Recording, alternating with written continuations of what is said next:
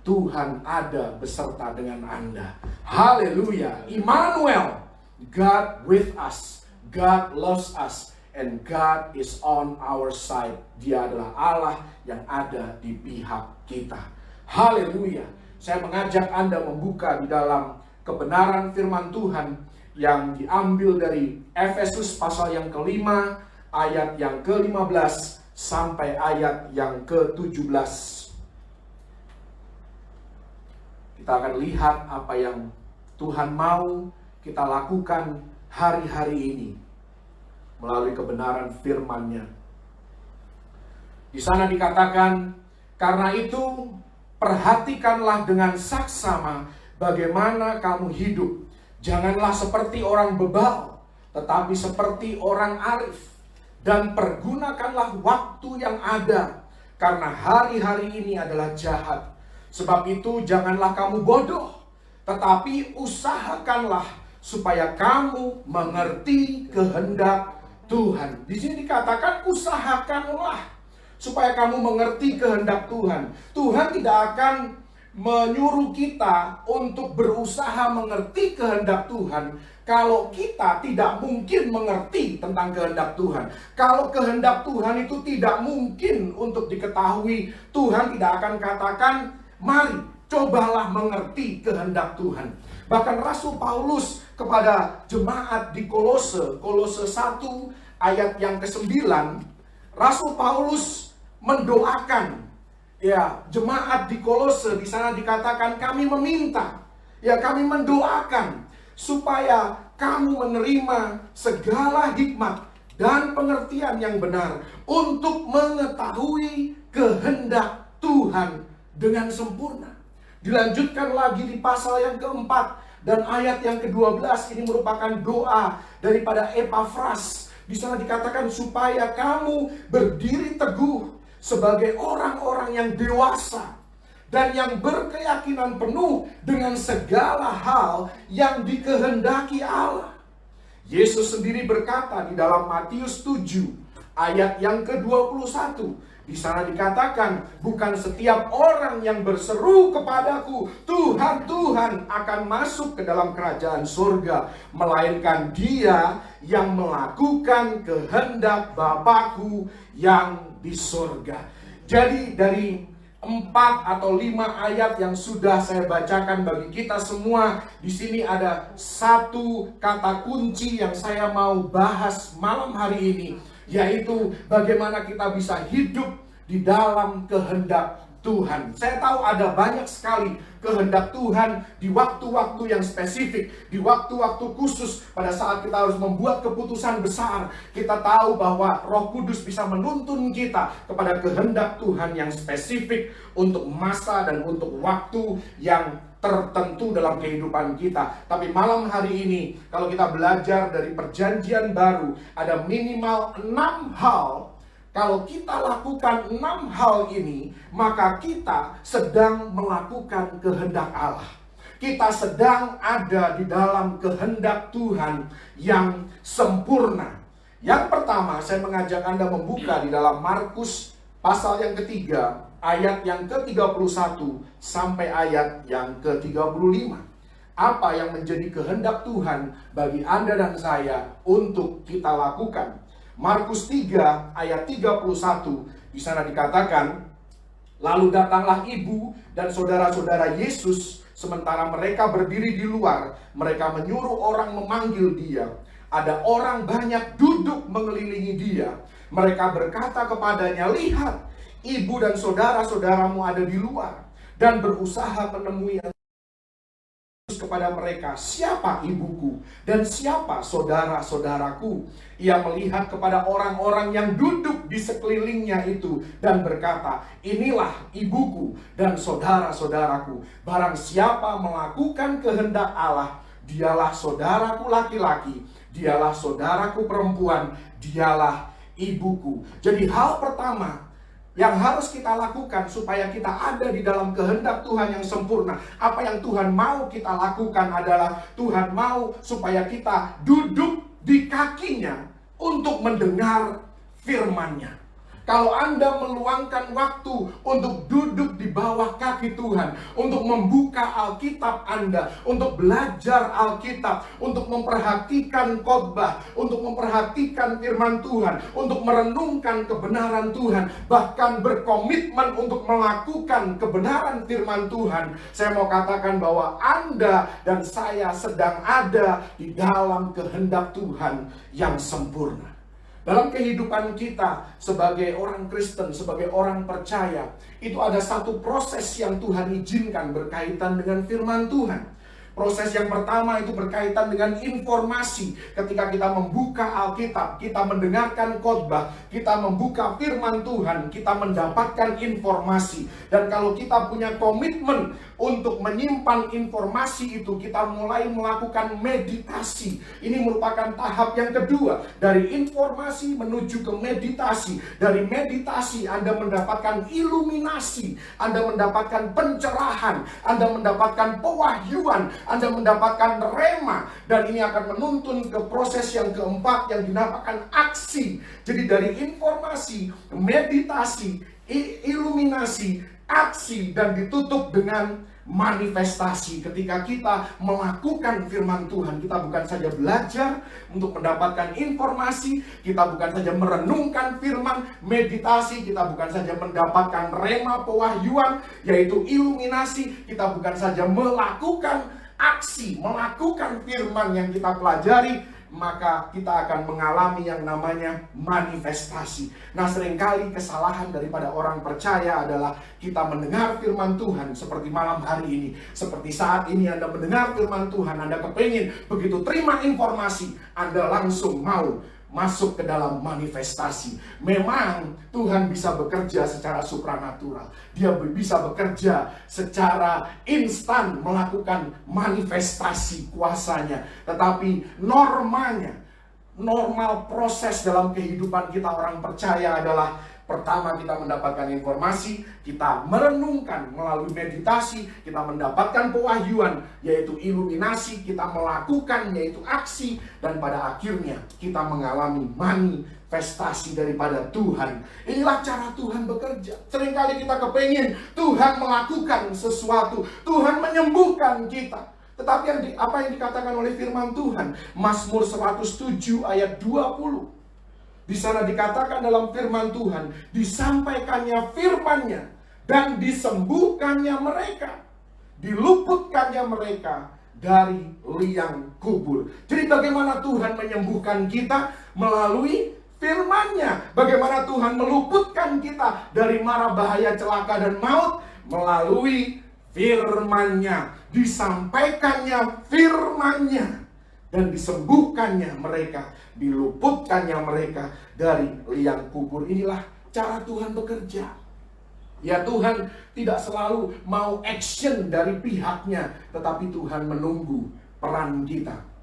Tuhan menunggu kita melakukan bagian kita. Kisah Rasul 20 ayat yang ke-32, kita lihat bagaimana cara Tuhan bekerja lewat firman-Nya.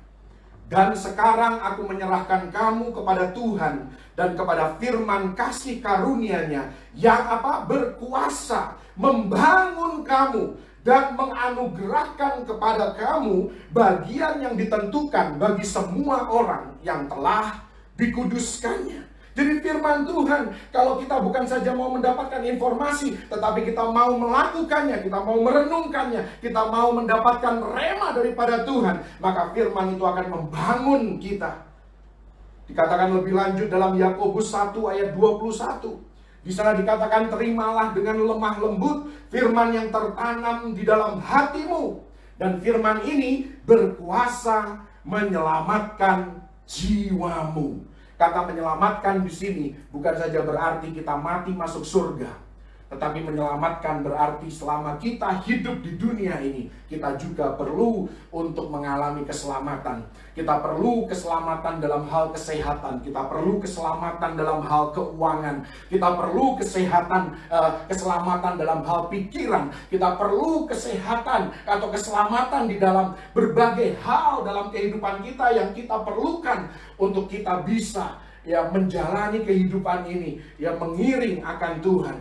Yohanes 8 ayat 31 dan ayat 32. Ya, Anda sudah bisa lihat bahwa malam hari ini ya akan banyak sekali firman Tuhan.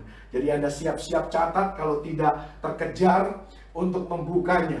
Ya, Yohanes 8 ayat 31 dan 32 di sana dikatakan, "Jikalau kamu tetap dalam firman-Ku, kamu benar-benar adalah murid-Ku, dan kamu akan mengetahui kebenaran, dan kebenaran itu akan memerdekakan kamu." Firman Tuhan itu, kalau kita bukan saja ya mau dengar, tapi kita mau melakukannya, kita mau merenungkannya siang dan malam, maka firman itulah yang akan memerdekakan kita. Memerdekakan kita dari perbudakan dosa, memerdekakan kita dari ketakutan, memerdekakan kita dari kekhawatiran, memerdekakan kita dari pergaulan yang salah, memerdekakan kita dari keputusan yang fatal.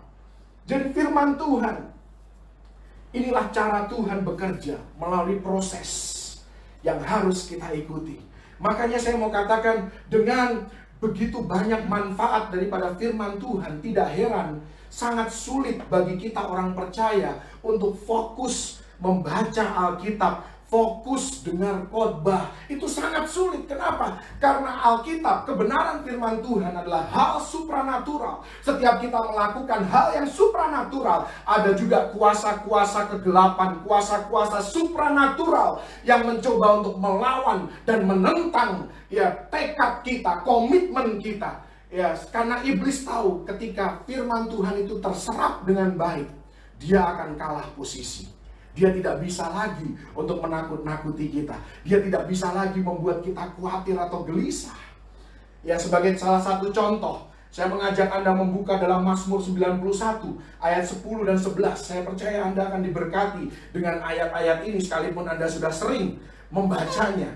Ya, ada satu hal yang Tuhan bukakan bagi saya, Mazmur 91 ayat 10 dan 11. Di sana ada sesuatu yang luar biasa. Kalau kita mau mendengar firman Tuhan, kalau kita mau belajar firman Tuhan, di sana janji Tuhan berkata, "Malapetaka tidak akan menimpa kamu, dan tulah tidak akan mendekat kepada kemahmu." Dan diberikan alasannya kenapa ayat 10 ini benar. Ayat 11 dikatakan, "Sebab malaikat-malaikatnya akan diperintahkannya kepadamu untuk menjaga engkau di segala jalanmu." Ini kelihatannya ayat yang biasa, tapi satu hal yang luar biasa adalah katamu di sini, kata kamu di sini adalah kata bentuk tunggal. Artinya bukan berbicara tentang kamu secara kolektif, bukan kamu secara bersama-sama, tetapi kamu secara pribadi, lepas pribadi. Jadi Anda dan saya, setiap pribadi, kita diberikan, ya Tuhan menugaskan malaikat-malaikat. Jadi bukan hanya satu malaikat yang Tuhan tugaskan untuk menjadi guardian angel dalam kehidupan kita, tetapi malaikat-malaikat. Jadi kehidupan saya seorang diri, saya dikelilingi oleh malaikat-malaikat.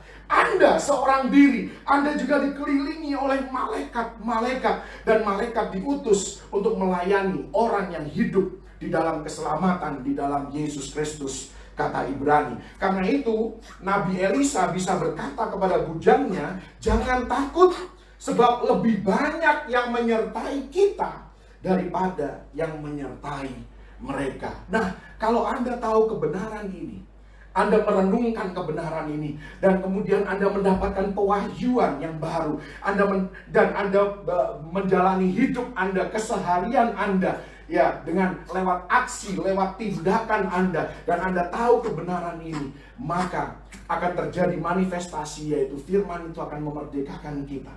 Tidak akan ada lagi rasa takut. Bukan berarti kita sembrono, bukan berarti kita sembarangan dalam hidup ini. Kita tetap jaga kebersihan, kita tetap jaga jarak dan lain sebagainya seperti yang diarahkan oleh pemerintah. Tetapi ya tidak ada lagi rasa takut, ada rasa damai, ada ketentraman. Kenapa? Satu orang percaya dikelilingi oleh bala tentara malaikat surgawi. Haleluya. Itu kehendak Tuhan yang pertama yang harus kita lakukan hari-hari ini. Yang kedua, diambil dari 2 Korintus pasal yang ke-8. 2 Korintus pasal yang ke-8, saya mengajak Anda membuka dari ayat yang keempat dan ayat yang kelima. 2 Korintus 8 berbicara tentang pelayanan kasih daripada jemaat-jemaat di Makedonia. Ini adalah jemaat di Filipi, ya, jemaat yang luar biasa yang dirintis oleh seorang wanita namanya Lydia, ya, Makedonia. Dengan kerelaan sendiri mereka meminta dan mendesak kepada kami supaya mereka juga beroleh kasih karunia untuk mengambil bagian dalam pelayanan kepada orang-orang kudus. Mereka memberikan lebih banyak daripada yang kami harapkan. Mereka memberikan diri mereka pertama-tama kepada Allah, kemudian oleh karena kehendak Allah juga kepada kami. Jadi kehendak Tuhan yang kedua yang harus kita lakukan adalah kita harus punya komitmen kepada Tuhan. Dan kita juga harus punya kemurah hatian terhadap sesama. Komitmen kepada Tuhan dibuktikan dalam minimal 5 bidang kehidupan kita. Yang pertama, komitmen kita kepada Tuhan diuji lewat keuangan kita. Itu sudah pasti. Ya, apakah kita dengan setia, dengan penuh ketaatan mengikuti ya cara-cara firman Tuhan supaya kita diberkati dalam hal keuangan. Bagaimana dengan perpuluhan kita? Bagaimana dengan persembahan kita? Karena firman Tuhan berkata, siapa yang menabur banyak, dia akan menuai banyak. Dan kalau Anda belajar tentang perumpamaan Yesus, hampir separuh daripada perumpamaan Yesus itu berbicara tentang pengelolaan keuangan, pengelolaan sumber daya yang Tuhan percayakan dalam kehidupan kita. Tidak salah kita punya banyak materi, tidak salah untuk menjadi orang yang kaya raya. Tuhan hanya tidak mau kita diperhamba oleh materi, kita menjadi serakah, atau bahkan kita menjadikan kekayaan sebagai sumber kesombongan kita. Kita lihat hari-hari ini, ya, kekayaan materi tidak bisa menyelamatkan siapapun. Kita hanya bisa bergantung hanya kepada Tuhan. Bagaimana komitmen kita kepada Tuhan? Bagaimana komitmen kita kepada pekerjaan Tuhan? Bagaimana komitmen kita di dalam perbuatan baik kepada sesama manusia? Hal yang kedua atau bidang kehidupan yang kedua yang membuktikan komitmen kita kepada Tuhan adalah dalam hal minat kita. Apa yang kita suka lakukan? Berapa banyak waktu yang kita luangkan untuk membangun kerohanian kita? Bagaimana dengan kehidupan doa kita? Bagaimana kita meluangkan waktu di dalam belajar dan membaca firman Tuhan, merenungkan firman Tuhan, melakukan firman Tuhan? Musik apa yang engkau dengarkan dalam kehidupan Anda? Musik apa yang terdengung di dalam rumah tangga Anda? Apa saja yang engkau posting di media sosial? Ini berkaitan semuanya dengan komitmen kita kepada Tuhan dan juga komitmen kita untuk bermurah hati, berbuat baik kepada sesama manusia. Karena itu saya selalu berusaha untuk tidak memposting hal-hal yang menakutkan. Saya selalu berusaha untuk memposting hal-hal yang positif di media sosial. Supaya apa? Supaya saya bisa berbuat baik kepada orang lain melalui media online. Supaya saya tidak menyebarkan ketakutan kepada mereka, tetapi saya membangun iman percaya mereka. Saya membangun pengharapan mereka. Bagaimana minat Anda merefleksikan komitmen Anda kepada Tuhan? Bidang kehidupan yang ketiga yang membuktikan komitmen kita kepada Tuhan adalah bagaimana kita membangun hubungan dengan orang lain dalam hal relasi. Siapa orang-orang yang ada di sekitar hidupmu?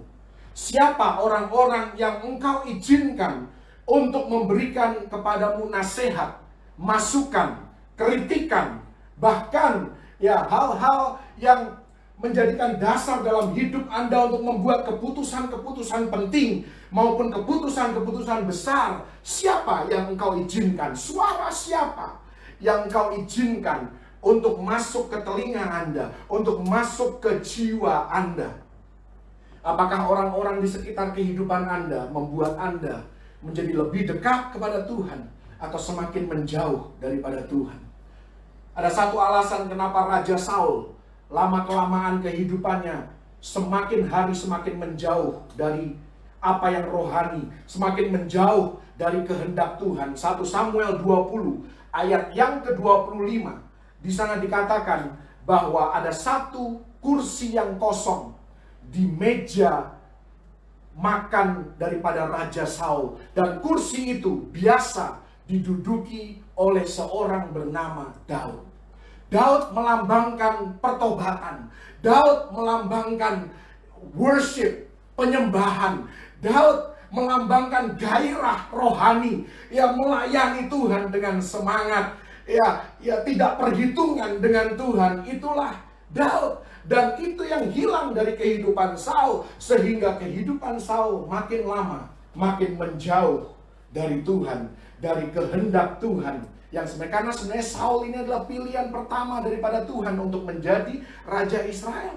Dan Tuhan hendak mengokohkan juga kerajaan Saul. Tetapi karena Saul makin lama makin menjauh, maka dia secara tidak langsung dia mendiskualifikasikan dirinya sendiri dengan tidak mau melakukan kehendak Tuhan dalam kehidupannya. Inilah kelemahan Raja Saul, yaitu dalam relasinya dengan orang lain. Bidang kehidupan keempat yang menguji, yang membuktikan komitmen kita kepada Tuhan adalah dalam kehidupan kita sehari-hari. Berapa sering kita mengakui Yesus dalam rutinitas hidup kita.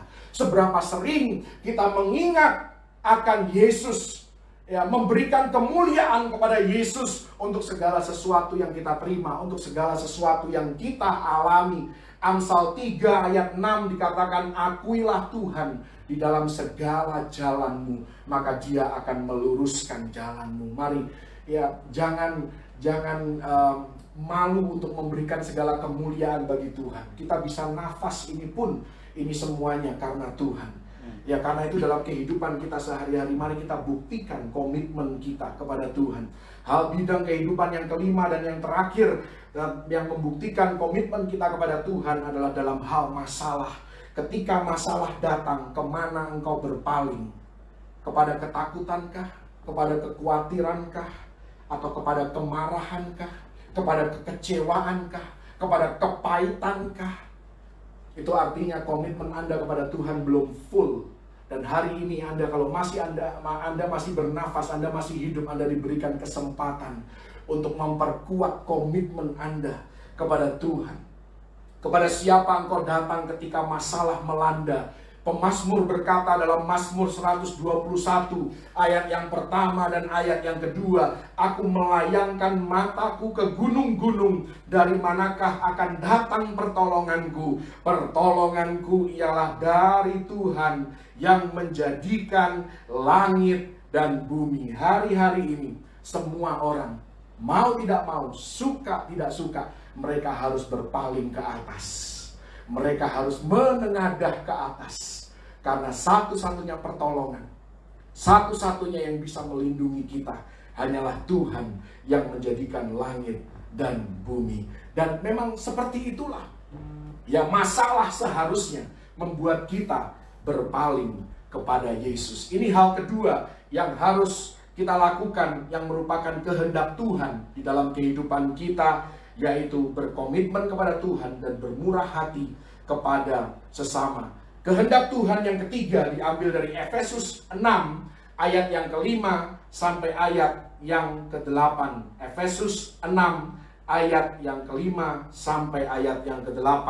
Hai hamba-hamba, taatilah Tuanmu yang di dunia dengan takut dan gentar, dan dengan tulus hati sama seperti kamu taat kepada Kristus. Jangan hanya di hadapan mereka saja untuk menyenangkan hati orang, tetapi sebagai hamba-hamba Kristus yang dengan segenap hati melakukan kehendak Allah, dan yang dengan rela menjalankan pelayanannya seperti orang-orang yang melayani Tuhan dan bukan manusia. Kamu tahu bahwa setiap orang, baik hamba maupun orang merdeka, kalau ia telah berbuat sesuatu yang baik, ia akan menerima balasannya dari Tuhan. Dalam konteks hari-hari ini, kita harus, inilah kehendak Tuhan yang ketiga, yaitu kita harus tetap bekerja keras dengan penuh antusiasme. Kita harus tetap melakukan yang terbaik di dalam pekerjaan kita, di dalam pelayanan kita, di dalam tugas yang dipercayakan kepada kita selama hidup kita di muka bumi. Bukan hanya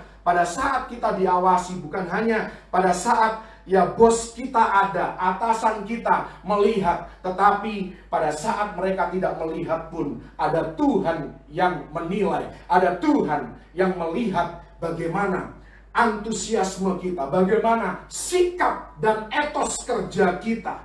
Jadi kalau kita terjemahkan ke kehidupan kita sehari-hari, artinya tetaplah berusaha untuk produktif dalam kehidupan kita, dan sebisa mungkin lakukan tugas dan tanggung jawab kita seperti dalam keadaan normal. Ya, kalau Anda seorang profesional, tetaplah bekerja secara profesional. Sekalipun Anda bekerja dari rumah, ya mungkin Anda ada di luar pengawasan daripada atasan Anda, tidak terus-menerus ada di depan dan bisa diawasi secara langsung oleh atasan Anda. Tetapi sebagai seorang profesional, tetaplah menjaga etiket profesionalisme Anda. Sebagai pendoa syafaat, tetaplah berdoa syafaat. Sebagai anggota tim musik, tim praise and worship, tetaplah memuji dan menyembah Tuhan. Tetaplah asah skillmu. Tetaplah berdoa kepada Tuhan seperti Anda mau melayani setiap kali ibadah. Baik itu ibadah Jumat, doa semalaman, maupun ibadah Minggu, ibadah kaum wanita dan lain sebagainya. Persiapkan diri Anda, asah talenta Anda sebagai seorang pengkhotbah. Buatlah renungan online. Bagikan firman Tuhan. Saya setiap hari memang tidak berkhotbah, tetapi setiap hari saya mempersiapkan khotbah supaya setiap kali saya punya kesempatan, saya bisa membagikan khotbah itu. Bekerjalah seolah-olah engkau sedang melayani Kristus dan bukan sekedar atasanmu yang adalah manusia biasa di muka bumi, apapun profesi Anda. Kalau Anda membuka di dalam Kejadian 2 ayat 15, ini merupakan pewahyuan bagi saya. Kejadian 2 ayat 15. Di sana dikatakan bahwa Tuhan Allah mengambil manusia itu dan menempatkannya dalam Taman Eden untuk mengusahakan dan memelihara taman itu. Kemudian kalau Anda melihat ada di 2 ayat yang lainnya, Keluaran 20 ayat yang kelima sebagai contoh. Saya mau Anda garis bawahi tadi dari Kejadian 2 ayat 15, kata mengusahakan. Mengusahakan artinya manusia pertama itu, Adam itu harus bekerja di taman yang sudah dipersiapkan, yang diciptakan oleh Tuhan. Kalau Anda membuka dalam Keluaran 20 ayat yang kelima, di sana dikatakan jangan sujud menyembah kepadanya atau beribadah kepadanya. Satu ayat lagi sebelum saya jelaskan maksudnya. Yosua 24 ayat 14. Yosua 24 ayat 14, di sana juga dikatakan, oleh sebab itu takutlah akan Tuhan dan beribadahlah kepadanya dengan tulus ikhlas dan setia. Kenapa? Dari tadi saya berbicara tentang profesi, saya berbicara tentang pekerjaan, tiba-tiba saya membaca 2 ayat yang ada kata penyembahan maupun beribadah. Karena saya mau katakan bahwa kata mengusahakan dalam Kejadian 2 ayat 15 itu punya kata Ibrani yang sama dengan kata beribadah yang dipakai di Keluaran 20 ayat 5 dan Yosua 24 ayat yang ke-14. Artinya adalah pekerjaan Anda dan saya sama dengan ibadah. Ketika Anda bekerja dari Senin sampai Jumat atau Senin sampai Sabtu, itu sama dengan nilainya di hadapan Tuhan. Sama dengan ketika Anda melayani Tuhan dan melayani jemaat pada hari Minggu. Karena pekerjaan Anda, profesi Anda, bisnis Anda, pelayanan Anda apalagi nggak usah ditanya, itu adalah ibadah. Jadi apa yang kita lakukan hari Senin sampai Sabtu itu sama pentingnya dengan apa yang kita lakukan setiap hari Minggu di dalam ibadah kita kepada Tuhan. Barangkali Anda berpikir bahwa Tuhan punya rencana yang lebih besar daripada apa yang Anda kerjakan saat ini. Anda merasa bahwa seharusnya aku punya dampak ini bisa lebih luas. Itu semua baik. Itu keinginan yang mulia. Ya, tapi saya mau katakan, apapun pekerjaan Anda hari ini, mungkin Anda tidak suka dengan pekerjaan Anda. Tetaplah setia dengan apa yang engkau kerjakan saat ini. Tetaplah setia sampai pada waktunya nanti. Tuhan akan membukakan pintu yang tepat bagi Anda dan saya. Dikatakan dalam 1 Korintus 7 ayat yang ke-20. 1 Korintus 7 ayat yang ke-20, di sana dikatakan, baiklah tiap-tiap orang tinggal dalam keadaan seperti waktu ia dipanggil Allah. Terjemahan yang lebih tepat adalah, baiklah tiap-tiap orang tinggal dalam panggilan yang sama seperti waktu ia dipanggil Allah. Dan kalau Anda perhatikan dalam 1 Korintus 7, ayat ini, ayat yang berbunyi seperti ini, diulang 3 kali dalam 8 ayat. Anda bisa membacanya di ayat 17, barusan saya bacakan di ayat 20, Anda bisa baca lagi ayat yang bunyinya mirip di ayat yang ke-24. 3 kali perkataan yang sama diulang oleh firman Tuhan, baiklah tiap-tiap orang tinggal dalam panggilan yang sama seperti waktu ia dipanggil Allah. Maksudnya apa? Maksudnya adalah kehendak Tuhan bagi Anda dan saya, setialah dengan panggilan Tuhan atasmu dan jangan mengingini panggilan orang lain. Haleluya. Sambil kita menantikan waktu Tuhan bagi kita. Ya, Saul ketika dia diurapi oleh Samuel untuk menjadi raja, dia diurapi untuk menjadi raja. Dia tahu bahwa dia akan segera menjadi raja. Apa yang dia lakukan? Dia tetap kembali dan menggembalakan ternak ayahnya. Sampai kapan? Sampai semua orang mengenali urapan yang ada atas Saul. Demikian juga, inilah kehendak Tuhan dalam kehidupan Anda dan saya. Setialah dengan apa yang Tuhan berikan dalam kehidupan kita hari ini, sampai Tuhan membukakan pintu kesempatan yang lebih besar bagi Anda. Sebelum Tuhan lakukan itu, ya ada satu lagu yang saya paling suka. Ya, lagu ini berjudul Seasons dari grup Hillsong. Dikatakan, kalau Tuhan belum berhenti bekerja, maka aku belum berhenti menunggu. Ya, kalau bagaimana kata-katanya? If God is not done working, I'm not done waiting. Itu bahasa Inggrisnya. If God is not done working, I am not done waiting. Jadi inilah yang Tuhan mau, kita setia dengan panggilan Tuhan, dengan kesempatan, dengan kapasitas yang Tuhan berikan. Saat ini merupakan ujian bagi kita. Tuhan berikan kesempatan ini sebagai ujian. Demikian juga dalam kehidupan Daud. Kalau Anda perhatikan, dia setia sampai saatnya tiba. Dia diurapi, tetapi dia tidak langsung menuntut haknya untuk menjadi raja. Dia mengalami proses dan dia mengikuti proses itu dengan penuh ketaatan, dengan penuh kesetiaan di setiap tahapan hidupnya. Dia konsisten pada saat dia sendiri dan dia juga konsisten pada saat dia di depan publik. Karena itu ada salah satu perkataan Daud, dia katakan ketika tidak ada orang, ya saya merubah sedikit ayatnya, ketika tidak ada orang di sekitar saya memerangi beruang, saya memerangi singa.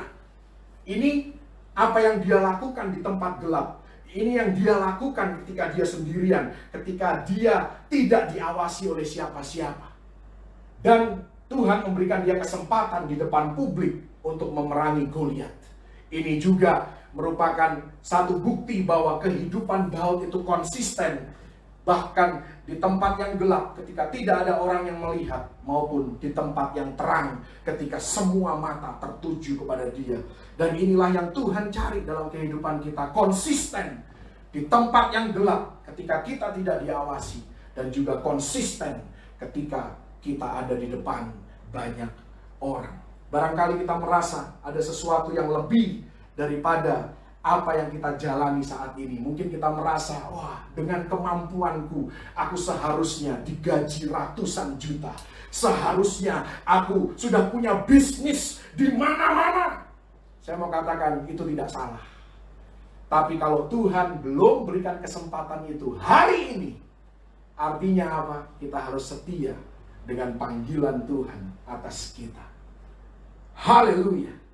Bekerjalah maksimal pada pekerjaan, pada pelayananmu saat ini. Dan jangan menginginkan pelayanan atau panggilan orang lain.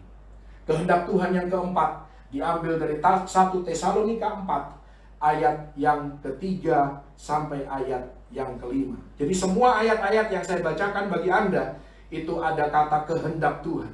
Ya, makanya ini merupakan kehendak Tuhan bagi Anda dan saya untuk kita kerjakan. 1 Tesalonika 4 ayat yang ketiga sampai ayat yang kelima. Karena inilah kehendak Allah pengudusanmu, yaitu semua kamu, supaya kamu menjauhi percabulan, supaya kamu masing-masing mengambil seorang perempuan menjadi istrimu sendiri dan hidup di dalam pengudusan dan penghormatan, bukan di dalam keinginan hawa nafsu seperti yang dibuat oleh orang-orang yang tidak mengenal Allah. Kalau Anda perhatikan 3 ayat tadi, memang konteksnya adalah hal-hal yang bersifat seksual.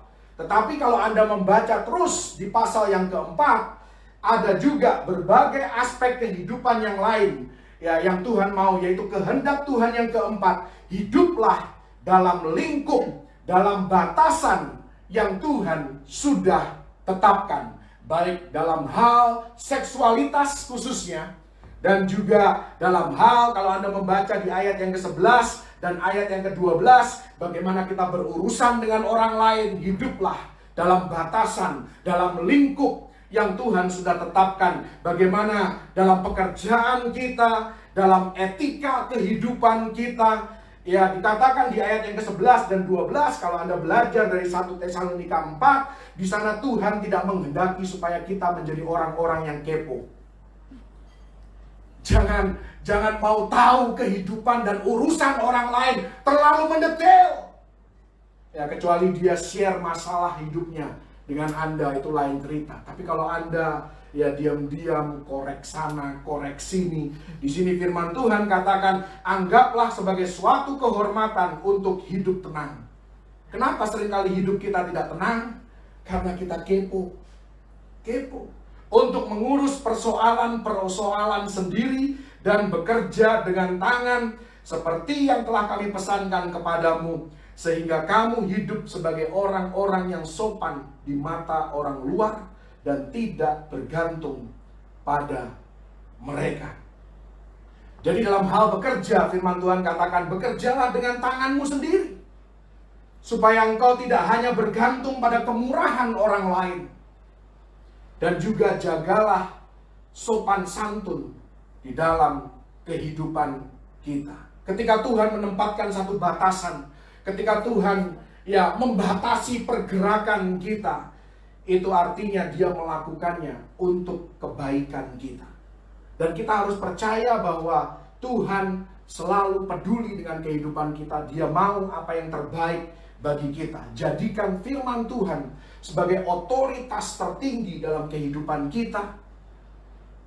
Dan berdasarkan itulah kita harus memanage, mengelola kehidupan kita. Maka kalau kita berjalan dalam kebenaran, Roh Kudus akan menuntun, Roh Kudus akan menguatkan, Roh Kudus akan menopang kehidupan kita. Dan memang tidak mudah, saya mau katakan, hidup di dalam batasan yang Tuhan tetapkan bagi kita.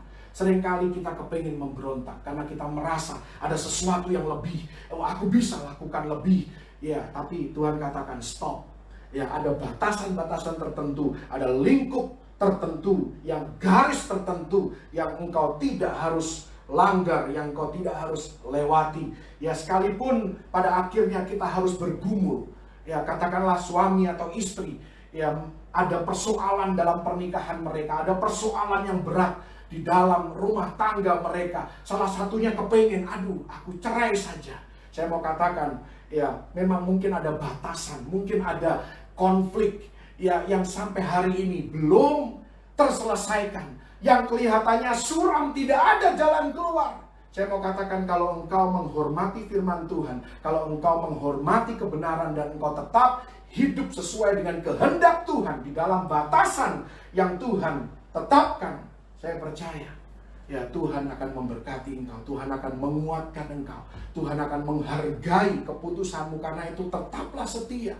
Kalau engkau sedang bergumul dalam rumah tanggamu, engkau sedang bergumul dalam keluargamu, engkau sedang bergumul di dalam bisnismu, ya engkau merasa hari-hari ini, oh keadaan ekonomi begitu sulit, ya bagaimana aku bisa mendapatkan penghasilan, bagaimana aku bisa supaya bisnisku tetap running well. Ya, saya mau katakan, tetaplah berusaha sambil berdoa.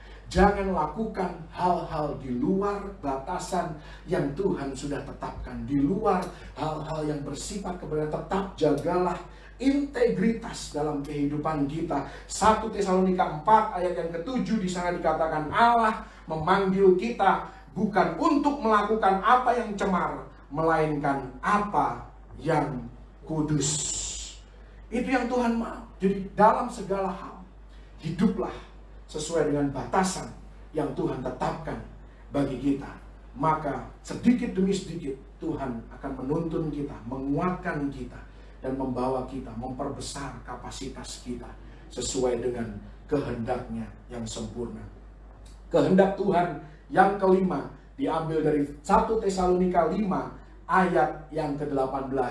Ini ayat yang sudah sangat Anda kenal. Ya, kalau Anda melakukan ini, artinya Anda sedang melakukan kehendak Tuhan. 1 Tesalonika 5 ayat 18, di sana dikatakan, mengucap syukurlah dalam segala hal. Jadi kehendak Tuhan yang kelima adalah temukan sesuatu yang dapat kita syukuri. Terjemahan lain katakan, mengucap syukurlah dalam segala keadaan. Jadi dalam segala keadaan, sesulit apapun, seburuk apapun, sesuram apapun, kehendak Tuhan bagi Anda dan saya, supaya kita mempertahankan hati yang bersyukur dan selalu bisa menemukan sesuatu untuk disyukuri. Ya. Mari kita evaluasi kehidupan kita. Jangan sampai kita menjadi seperti yang dikatakan dalam 2 Timotius 3 ayat yang kedua. Ini manusia akhir zaman.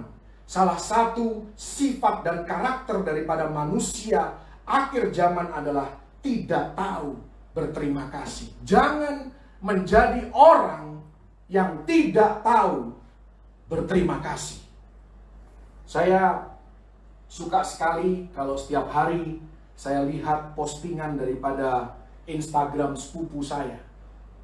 Itu di sana setiap hari, rupanya dia sudah punya komunitas, dan di antara anggota komunitasnya itu, mereka harus memposting setiap hari hal-hal yang mereka bisa syukuri. Apapun itu, sekecil apapun itu, sesepele apapun itu. Tetapi saya melihat postingannya setiap hari, itu membuat hati tentram. Rasanya senang banget kalau kita bisa punya komunitas seperti ini.